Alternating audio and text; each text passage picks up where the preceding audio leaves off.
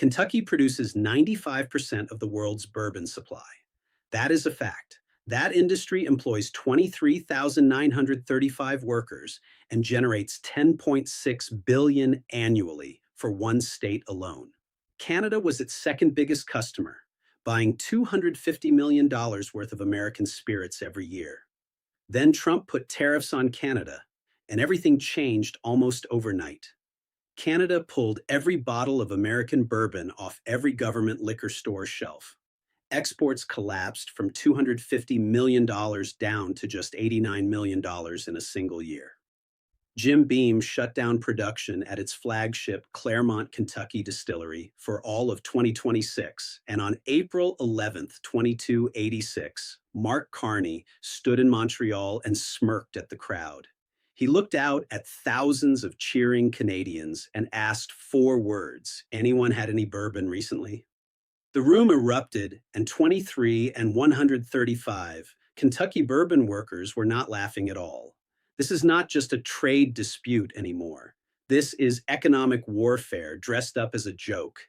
If this channel keeps you ahead of what mainstream media misses, subscribe to Money Signals right now.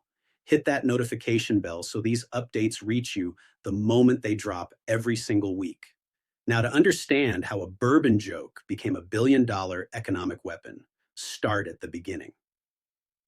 The relationship between the United States and Canada and alcohol trade was genuinely one of the best. For years, both nations operated under what the industry called a zero-for-zero tariff framework. Zero tariffs on American spirits going into Canada, zero tariffs on Canadian whiskey coming into America. That framework helped American bourbon exports grow 98% between 2010 and 2017, according to KDA data. Canada became the second largest destination for American spirits in the entire world during that period. Only the European Union imported more American whiskey than Canada did year after year. By 2024, Canada was importing $221 million worth of American spirits on an annual basis. Some estimates from Discus put the full pre-dispute Canadian market value closer to $250 million per year. That was not a secondary market. That was a critical revenue pillar for hundreds of distilleries. Then on March 4th, 2025, President Trump imposed a 25% tariff on most Canadian imports. The tariff cited a national emergency related to fentanyl crossing the northern border into the United States. Canada did not negotiate quietly. It responded with its own 25% retaliatory tariff immediately. And then the provinces did something that hit distillers far harder than any tariff percentage ever could. Ontario, Quebec, and most other Canadian provinces physically removed American alcohol from government-controlled store shelves. Not reduced, removed every bottle of Kentucky bourbon gone from retail access across Canada overnight.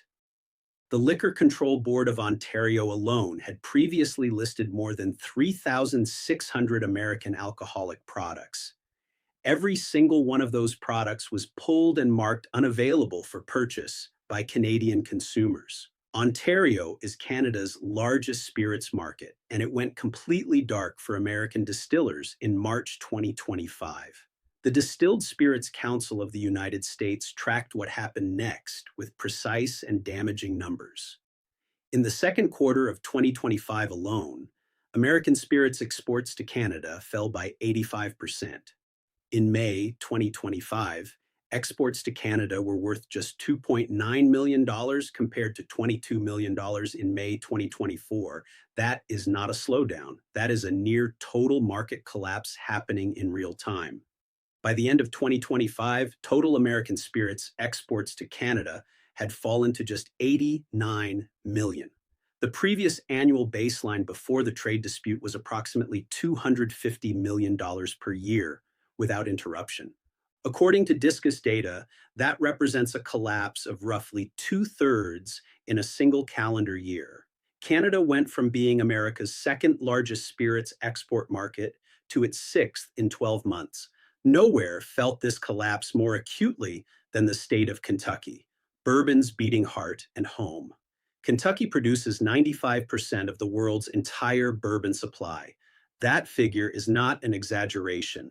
The Kentucky Distillers Association confirmed in its 2026 Economic Impact Report that the industry employs 23,935 people. Those workers earn a combined annual payroll of just over $2 billion across the distilling sector. The industry generates $371.8 million in annual tax revenue for Kentucky state and local governments directly. Capital investments planned or completed over 5 years in the Kentucky bourbon sector total $355 billion. These numbers took decades to build, and Canada's shelf ban began threatening them within months. KDA President Eric Gregory warned that declining exports could reduce Kentucky's distilling economic impact by $225 million. He emphasized the pain would not stop at distilleries. It would flow through the entire supply chain.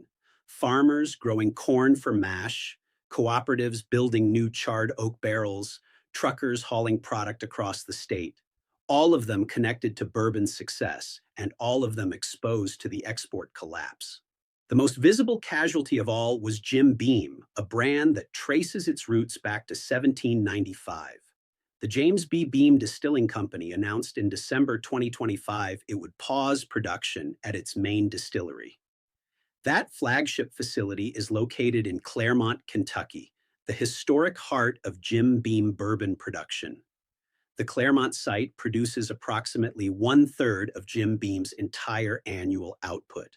According to reporting by CNN, production there was halted starting January 1st, 2026, and was planned to remain paused for the full year.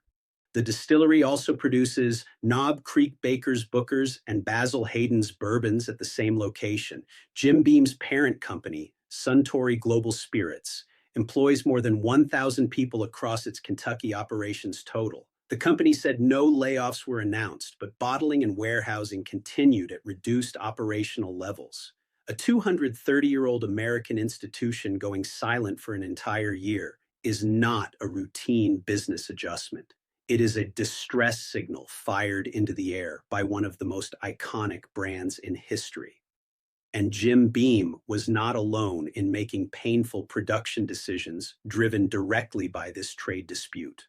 Bulleit's parent company, DAO, temporarily halted production at its Lebanon, Kentucky facility during parts of 2025. National production of distilled spirits fell 28% during the first 8 months of 2025 versus 2024. Smaller distilleries with less financial cushion faced even harsher choices as the export crisis deepened month by month. Michtor's distillery in Louisville reported over $115,000 in canceled Canadian orders directly tied to the shelf ban. Black-owned Broad Distillery had its very first shipment negotiations with Canada cut off mid-process. Von Weaver, founder of black-owned whiskey brand Uncle Nearest, had her product pulled from Canadian shelves entirely. These were not multinational corporations absorbing a rounding error. These were real businesses facing existential pressure. Now add another layer that most financial coverage completely missed in reporting on this dispute through 2025 and 2026. Kentucky distilleries currently store a record 17.1 million barrels of aging spirits in their warehouses right now. Of those 17.1 million barrels, 16.1 million are bourbon, the largest aging inventory in the state's entire history. Every one of those barrels sits in a Kentucky rickhouse, generating tax liability on the state's barrel tax. In 2025 alone, Kentucky distillers paid $75 million in barrel taxes, a 163% surge in 5 years. Those barrels represent billions of dollars of inventory that must eventually find a buyer somewhere in the world. Losing Canada as a market does not just reduce current revenue, it creates a massive future inventory problem. Distilleries plan production years in advance because bourbon must age a minimum of 2 to 4 years minimum. A decision made today about how many barrels to fill will not generate revenue until 2028 or 2030. When Canada disappears as a market, that math gets rewritten for years of future production and investment planning. KDA's Eric Gregory described the situation clearly. Bourbon is already a crystal ball industry under normal conditions. Adding this level of trade uncertainty onto long aging cycles creates compounding business risk that is genuinely dangerous. And sitting in Ottawa watching all of this unfold, Mark Carney had a very clear political calculation to make. Carney came to power in 2025, running explicitly on a platform of standing up directly to Donald Trump. His Liberal Party won because Canadians were furious about the tariffs and the annexation comments from Washington. Trump's repeated references to Canada as the potential 51st state had ignited a national pride movement north of the border. Consumer boycotts of American products spread organically across Canada with extraordinary speed and cultural momentum throughout 2025. The boycott of American products spread across Canada with extraordinary cultural speed and momentum. Canadians began avoiding American holidays, canceling travel to the United States in measurable numbers. They switched grocery, stopped buying American cars, and pulled American alcohol from their shopping lists. And the provincial liquor boards turned that cultural movement into official government economic policy overnight.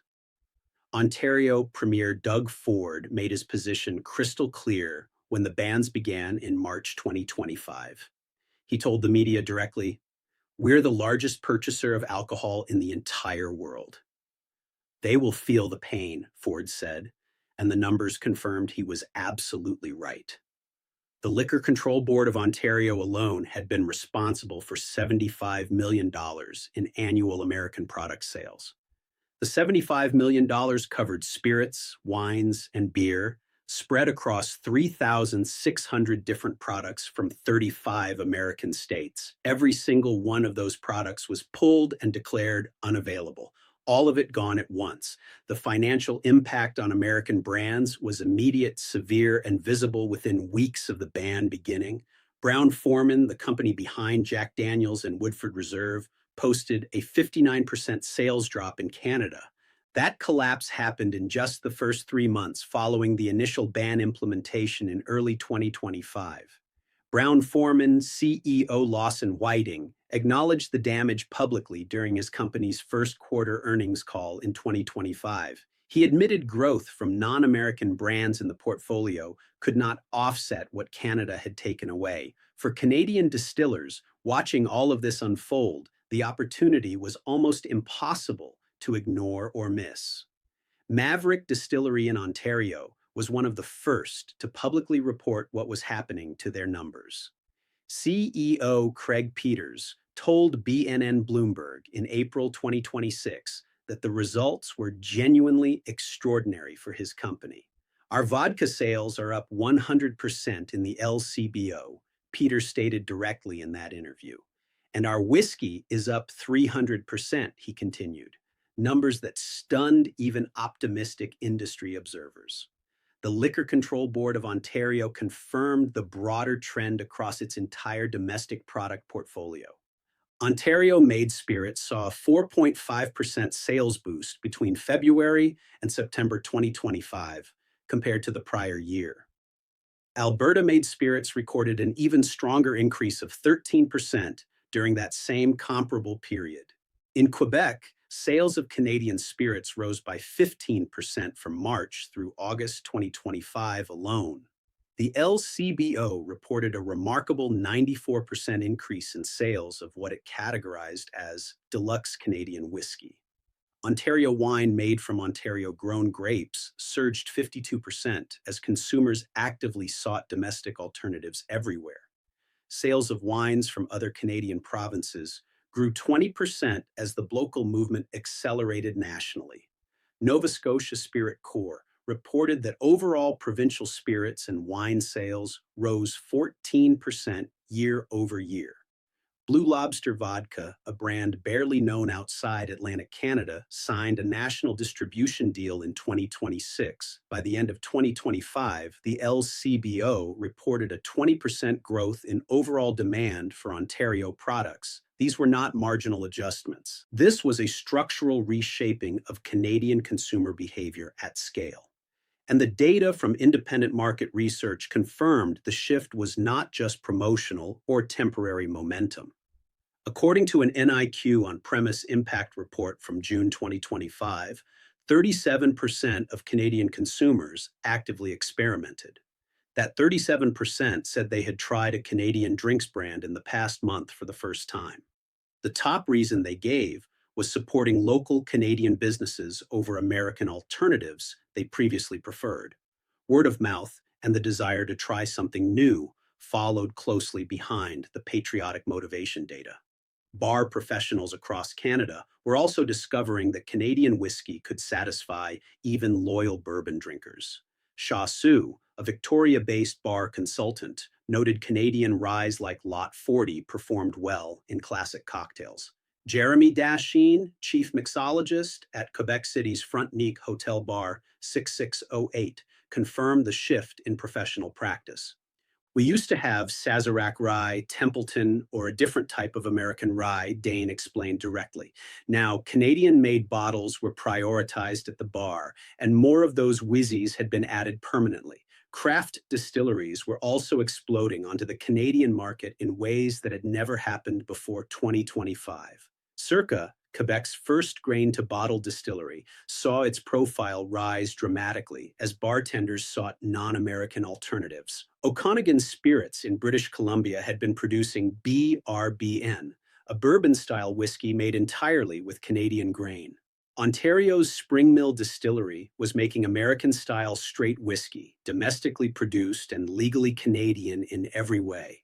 One distillery in Alberta nearly tripled its sales since the start of the trade dispute by one estimate. The Wall Street Journal, meanwhile, reported something that put the American side of this equation in stark perspective. The amount of bourbon currently sitting in American reserve warehouses is sufficient to meet demand for a full decade. 16.1 million barrels, the largest aging bourbon inventory in Cookies' entire recorded history, sit waiting. They sit in ricoses, generating state barrel taxes, while the Canadian shelf ban prevents them from being sold.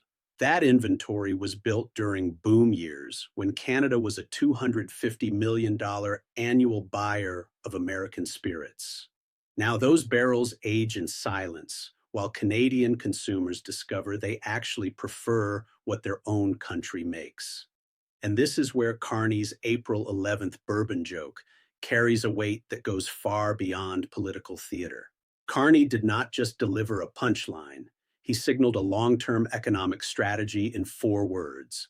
When he asked the Montreal crowd, "Anyone had any bourbon recently?" the crowd erupted with full understanding. They were not just laughing at a joke, they were celebrating a collective national economic choice made together. Carney had spent months building an entire government policy architecture designed to make that choice permanent and structural. In September 2025, his government launched a comprehensive Buy Canadian policy backed by nearly $186 million in new funding. The policy requires the federal government to select Canadian suppliers by default across all departments and crown corporations. It extends that obligation to $70 billion in additional public infrastructure spending over the coming planning period. The days of our military sending 70 cents of every dollar to the United States are over, Carney declared. That statement was not metaphorical. It was a public commitment with dollar figures attached and policy backing it. Carney also launched a $5 billion strategic response fund to help Canadian firms hit by tariffs adapt and diversify. Small and medium-sized enterprises got access to Business Development Bank of Canada loans raised to $5 million maximum. The government expanded the large enterprise tariff loan facility to give bigger companies flexible financing during the transition. Carney announced Canada was on track to double its non-US exports to $300 billion within the next decade. That $300 billion target represents new orders for Canadian resources, goods, and expertise directed away from American dependency. In April 2026, Carney went further, announcing Canada's first ever sovereign wealth fund, the Canada Strong Fund. The fund began with an initial endowment of $25 billion and was designed to grow through asset reinvestment. Canada also signed 56 agreements on critical minerals with more than 10 countries, unlocking $18.5 billion in projects. A $4 billion Sunrise expansion in British Columbia and a Mackenzie Valley Highway project were announced as priorities. Carney signed a deal with China, reducing tariffs on Canadian canola seeds from 84% down to just 15%. That agreement opened a brand new $4 billion annual market for Canadian canola farmers who previously sold primarily to America. Canada agreed to increase Chinese electric vehicle import quotas to 49,000 annually in exchange for that canola access. Non-US exports from Canada jumped 17% year over year in the 12 months ending January 2026, confirming early momentum. Net foreign direct investment into Canada turned positive for the first time in more than 10 years during this period. The Canadian economy grew 1.7% through 2025, outperforming the most pessimistic trade war predictions significantly. Canadian employment added 226,300 net new jobs during 2025. Despite the significant disruption caused by American tariff pressure, every one of these numbers tells the same story. Canada used the trade war to accelerate its own independence. Every one of those Canadian economic numbers carries a direct and measurable cost for American producers. Total American alcohol exports to Canada collapsed from $744 million in 2024 down to just $28 million. That is a $536 million wipeout across spirits, wine, and beer in a single calendar year.